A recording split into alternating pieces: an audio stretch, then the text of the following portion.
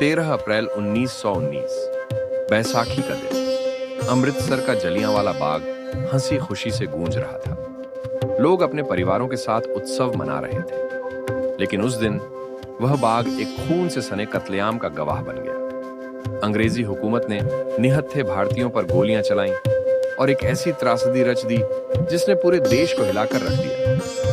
यह है जलियांवाला बाग की कहानी, जहां खून की नदियां बहीं, लेकिन आजादी की जंग को नई ताकत मिली।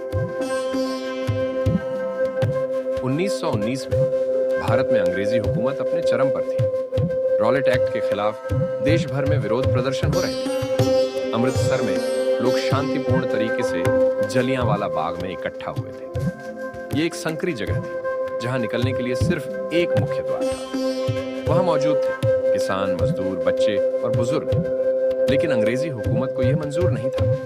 जनरल रेजिनाल्ड डायर ने एक क्रूर फैसला लिया। 13 अप्रैल की शाम जनरल डायर ने अपने सैनिकों के साथ जलियांवाला बाग का मुख्य द्वार बंद कर दिया। बिना किसी चेतावनी के उसने गोलियां चलाने का आदेश दिया। 10 मिनट तक लगातार गोलियां चलती रहीं। निहत्थे लोग भागने की कोशिश करने लगे, लेकिन रास्ता बंद था।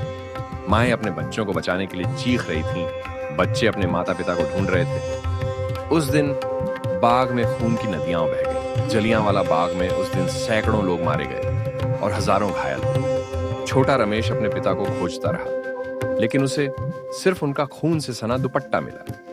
एक मां अपने बेटे की लाश को सीने से लगाकर रोती रही। पूरे अमृतसर में मातम छा गया, लेकिन इस त्रासदी ने भारत के लोगों में एक नई आग जला दी। ये दर्द आजादी की जंग का हथियार बन गया। जलियांवाला बाग की त्रासदी ने पूरे भारत को झकझोर दिया। इस नरसंहार ने अंग्रेजी हुकूमत का असली चेहरा बेनकाब कर दिया। महात्मा गांधी ने असहयोग आंदोलन शुरू किया और देश भर में आजादी की मांग तेज हो गई। जलियांवाला बाग में बहे खून की हर बूंद ने भारत के लोगों में हिम्मत और एकता की भावना जगा दी। उस दिन मरे हर शख्स ने हमें आजादी का असली मोल सिखाया। जलियांवाला बाग की त्रासदी आज भी हमारे दिलों में एक टीस की तरह है। यह हमें याद दिलाती है कि आजादी की कीमत कितनी भारी होती है।